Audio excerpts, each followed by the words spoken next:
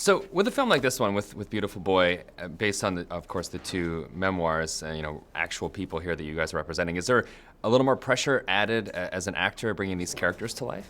Oh yeah, most definitely. Pressure, but of responsibility, I think, to both David and Nick to try to portray them in honest and sincere ways. And being a father, I know you had said it's almost, on the red carpet, so you mentioned it's almost impossible to not have this movie feel personal and become attached to you. For sure. I mean, as soon as you have kids, you just start worrying about them and you never stop. And I think that's what David felt, obviously, through this period of time with his son. For yourself, is there any ways of decompressing after a long day? Because I feel like this is a bit of a heavy one. Yeah, absolutely, and I really appreciate that question because that's a hard. Let me know if you know for any meditation techniques or anything. It's you take it home. Sometimes I think it's amazing there are very strong acting unions in the States, and you're well protected as an actor, and yet I don't know 12 hours a day, 5 days in a row, and difficult subject matter, this movie or something else. I don't know, how does one, merge with that? I think that's what you do, you merge with it in some way. And for this kind of role, I felt like there's some kind of masochistic tropes young actors and actresses, I think, fall into as it relates to pain and how much you have to be suffering to validate your performance or something. And I knew as I read the script, I remember my friend's house, I was reading it and thinking, dude, you will serve yourself so much more by just trying to do this right and not, don't think about how you're doing it, don't think about what you are, your process, just do it. Yeah, I can only imagine. It's such a real film as an audience member, but to be involved in it, it must be, it's a whole other level. And what kind of conversations are you hoping this movie starts? Because I like that this is kind of bringing to light an issue that isn't really maybe always talked about. Well, I like the fact that the film is, and the books were unflinching in terms of their honesty, and they're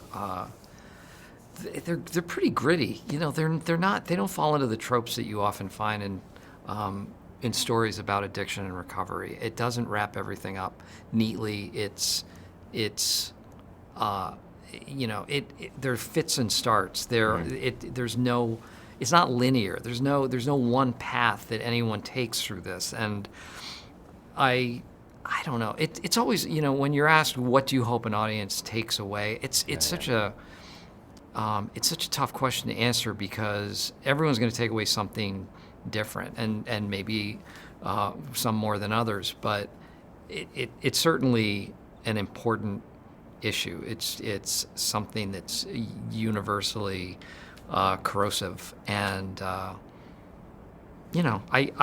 proud to be a part of something that expresses this really tragic story in a positive light, ultimately, and a hopeful light.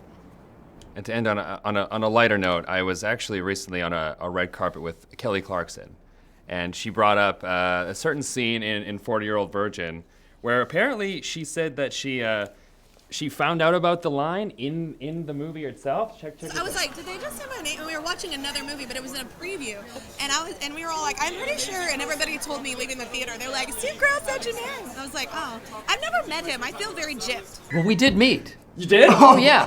We met after this. We met at the Golden Globes. Okay, so you did meet. And she is the nicest person in the world. Okay. And it was completely done in honor of her. I'm a huge Kelly Clarkson fan, and that's why I said it in the first place. And I'm hoping at some point, my dream is to open one of her concerts. Oh my God. To just walk out on stage Wow. and scream it.